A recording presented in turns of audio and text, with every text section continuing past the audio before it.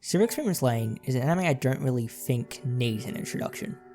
Even if you haven't seen it, you've probably seen clips or moments from it. It's a cult classic that kind of permeates a lot of the anime community, but what I don't ever really see is discussion of it on a deeper level.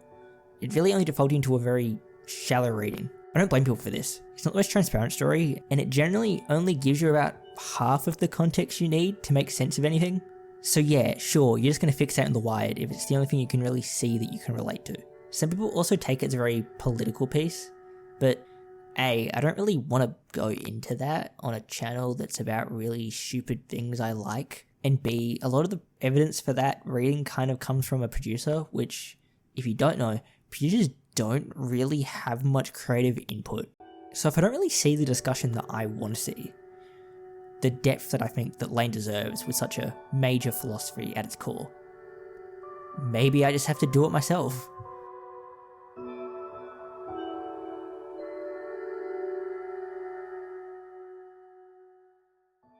This is going to be less of a video about analysing the story of Lain and more me trying to get an explanation for the themes that Lain chose. So if you came here for a story summary, I'm sorry, I don't actually think the story is that important. It also lets me show this to people that have never seen the series before. So yeah. Carl Jung was an early 20th century psychoanalyst who kind of pioneered the field. I think a lot of these sorts of things get written off as unscientific, but we don't really know how the brain works. There's like research for what happens when we cut someone's brain in half, and it does things that we don't really understand. So all I'm going to say is, I don't believe most of the things I'm about to say, but there are bits and pieces that you can take to kind of create a better thing to live by. Jung strongly believed in the use of archetypes to describe the human psyche, most of his study being focused around these ideas. Due to this focus that he had, and the focus that the anime also has on a lot of concepts from the psyche, I'm going to keep returning to the psyche. But first, let's kind of explain what it is. The Jungian psyche consists of two parts, the conscious and the unconscious. The conscious, or the ego, is mainly responsible for dealing with your reality. It's a part of your brain that you have control over, and it takes in stimulus that it then processes. The conscious is complemented by the unconscious, being made up of the personal unconscious and the collective unconscious. The personal unconscious is an idea borrowed from Sigmund Freud, being basically an area for memories and things you don't want to think about.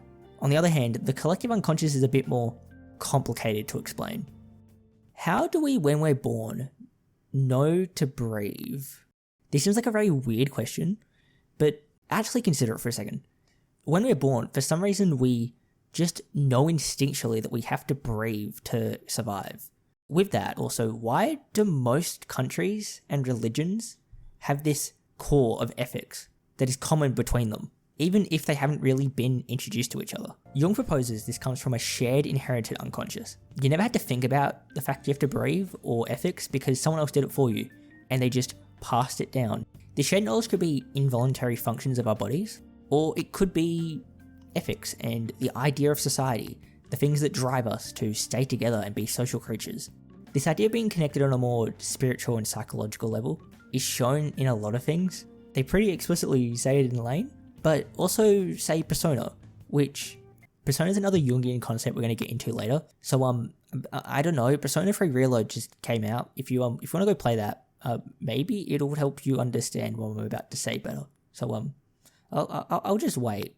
I think the Wired in Lain is meant to kind of mirror the collective unconscious. The Wired and also the internet in real life are kind of a collection of people's thoughts and ideas. That's kind of what the collective unconscious is. It's just an amalgamation of all of man's thoughts to this point. This is why I have a problem with the internet reading, because it's kind of saying that two things that are drawn from the same thing are actually drawn from each other, which that's just not correct to me. I'm sorry. Now that I've kind of explained what the Jungian psyche is, I can get into the actual fun stuff. Throughout the anime, you kind of see that Lain has a pretty poor grasp on her psyche. The reality that she exists in is one that is very warped around her, and when she goes home and goes to the Wired, she just descends into an unconscious to kind of try to find a truth, which is what I think Lain is about. A journey of self-actualization, which this journey is another Jungian concept. The self is the archetype of the psyche, where all parts of it, both good and bad, conscious and unconscious, are unionized into one whole. It's meant to be the end state of ego, the ideal you. But like most journeys, there's a few steps you have to take to reach that end. These steps in themselves are archetypes too, being ideal versions of parts of the psyche. Step 1. Acknowledge the persona. This is kind of an implied step, but the first step is to acknowledge that there is more than just the ego. That there is a conscious that you are unaware of, that you put up a mask. That's what the persona is. Step 2. Integrate the shadow. The shadow is any repressed part of your psyche, which that sounds a lot like the personal unconscious. It's hard to acknowledge faults in yourself, but it's important to integrate them, as it's basically the worst aspects of you, and without acknowledging them, you don't really learn anything. Step 3. Integrate the anima or animus. This is both the weirdest archetype, but is probably the most important for understanding Lain. Jung believes that inside all men, there is a part that is a woman, and vice versa, which is an incredibly sexist statement, but you can literally swap the words of man and woman with like stereotypical attributes you would apply to them, and it's just that. The point of this step is to basically set up a mediator between the parts of the psyche. Otherwise, you're gonna have a lot of perfect, ideal manifestations of parts that kind of just can't coexist. The final step, actualize the mana. The mana is basically the all-knowing sage. It's one of those that exists in the collective unconscious. You're being able to harness it. In the anime, there's pretty discrete parts that represent each of these parts. The wide is obviously the mana, and Lain and Shadow Lain are the persona and shadow respectively. But where's the anima and animus? See, in the model of Jung, the anima and animus exist in the shadow, but I think that the anima and animus is kind of exhibited in both lanes. Another representation of the anima and animus is the yin and yang, a black circle inside a white, and the other way around. This is meant to represent the fact that it's a repressed part that exists within you, and isn't the whole, but it does make up part of the whole. So what is a shared thing between both lanes? Something that they both desire. Both lanes desire a connection with Alice. A big reason I rewatched Lain recently was because my friend told me that Lain was gay, and I kind of went like, oh yeah, that sounds totally true. And then I watched it and I was wrong. Lain is very obviously gay for Alice, and it really goes above friendship. It's obviously something that she wants to repress, like an animus. But throughout the series, she grapples parts of these concepts. She grapples with her connection to the wired. She grapples with her desires to be with Alice. She fights the shadow that's within her. And she comes out on top. She gets to win. But if you're looking at the length of this video, you'll probably notice that the video is like nowhere near done. So there's obviously something more I want to talk about here. In the series, Lain is spoken to be of the wired, which in a story where it's about self-journey, any sort of connection to things should be kind of taken as being important.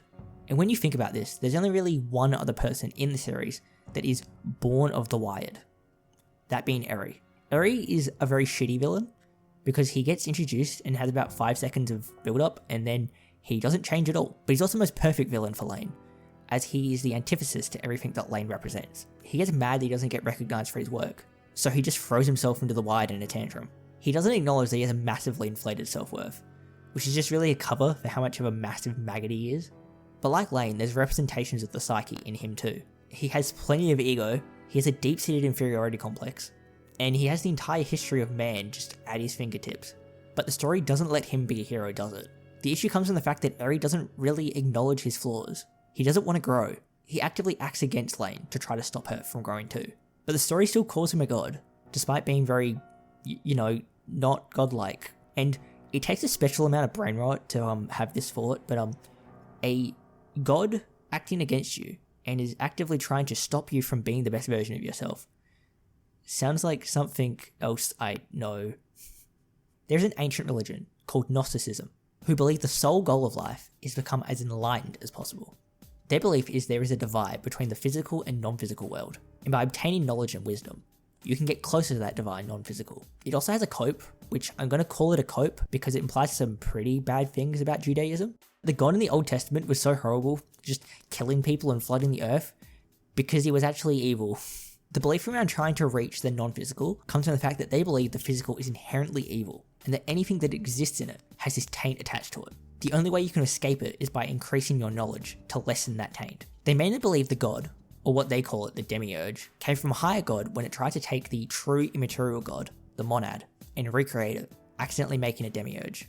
The demiurge then made the world, which explains why you get told by religion that God is benevolent, but then a lot of bad things happen.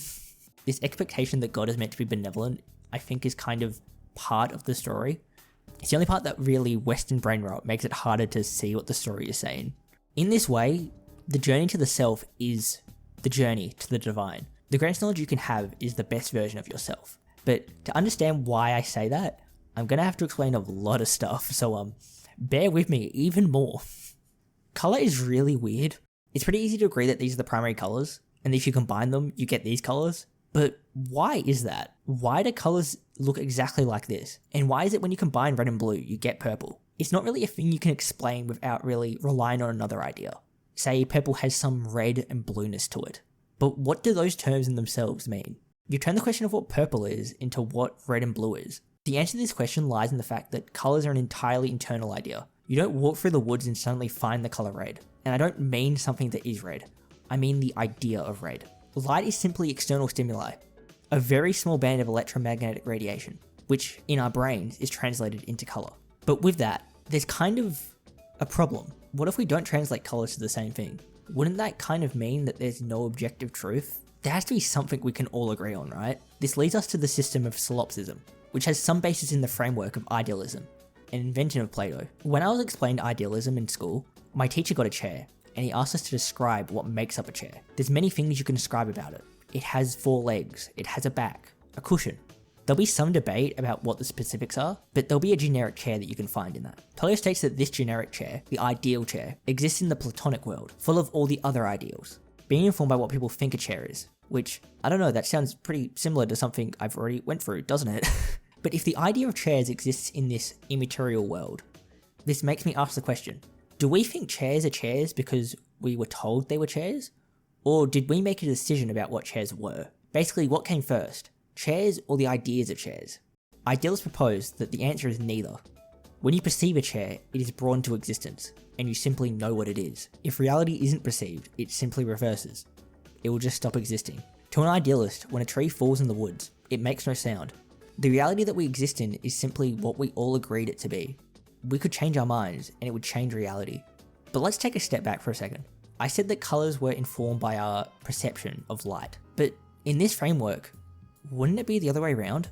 Instead of colour being an interpretation of light, light is just what we decided colours were. With this, anything is external to you really. If it's perceived by your senses, what if it's not actually your senses detecting something?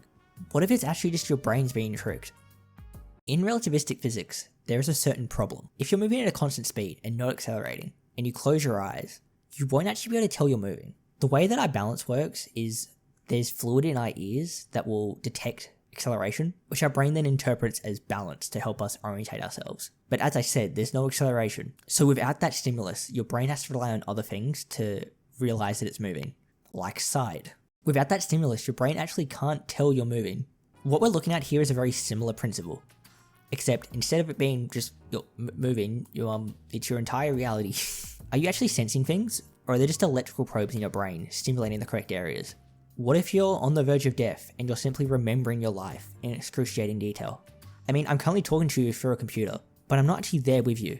A computer's just replicating many sounds and visuals. Jung believed the persona is just the us we show the world.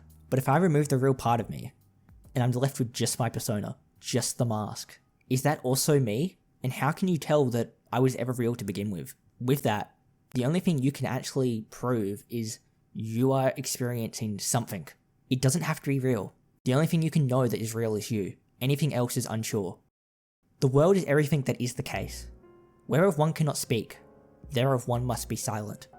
This is a passage from Tractatus Logico-Philosophicus, which is the founding framework of Ludwig Wittgenstein. It's a very esoteric book, but its basic proposition is very similar to what I just described. If you exist and you are the world, and that's all that can be said, there is no point to really postulate about anything above that. But this could be a really depressing thought in itself. You're the only thing that exists, so what's the point to really being alive? Lain gets misinterpreted as a very depressing anime, which I don't really think is the case. What I think the anime is trying to show us is we may be the only thing that exists. You may not be able to prove that anything else is real, but shouldn't you make sure that the you that does exist then is the best version of itself? I'm not saying that anything doesn't exist. I'm saying that simply it might not. If it does, shouldn't you want to be the best version of yourself for it? The Gnostics believed the physical was flawed, but it's okay to be flawed, as long as you acknowledge those flaws. As long as you're trying to become something greater, you can't really be faulted. Maybe it just takes a change of perspective to realize these truths. That's what I think the ending is. Lain gets a new perspective. She realizes that a lot of these things don't really matter. As long as you have people that you can rely on, your existence should be worth that. I think that Evangelion and Lain are very similar series. I'm most likely going to go into detail about this more, but I feel like Evangelion, like Lain, is a very misunderstood anime. Especially the ending. The ending is basically just saying what I just described. If you're not happy with how you exist, you hate yourself, you're weak. With this, doesn't that make the truth weak? And if the truth is weak, can't you change it to be whatever you want it to be? Think not of your weakness as some thing you need to fix, but as an opportunity to make it easier to move on. Later in Tractatus, Ludwig also describes the fact that he thinks that there's things we don't really have to think about. Ethics, or even philosophy. They're really just given to us. We know the truths of them. They're not worth debating. You can't really be blamed for acting certain ways when you're just relying on the small things that you know. But you should still try to go above them. We can't speak of what we do not know, but perhaps if we went beyond all that there was to know, the world, and we looked back, we could say something new. If we just got a new perspective, if we changed the view of ourselves, then maybe we could find something that was of worth. It's okay to not understand, not know where you're going, but as long as you are doing what you want to do best, as long as you are content, that's okay. This may be a video that is very all over the place. This went through many drafts, and in those drafts, I rearranged the structure of the video a lot. So I'm sorry if it didn't flow that well. I hope that I was still able to convey the ideas I was trying to say in a way that made sense. I'm also sorry for the like 2 people that watched my videos before this, that this took so long, but when I make the next video, you'll probably see why it might have taken a while. So anyway, I don't know. I hope you enjoyed the video. Have a good day, and I don't know, like, go tell a girl that you love her. Seriously, don't say anything about last night, okay?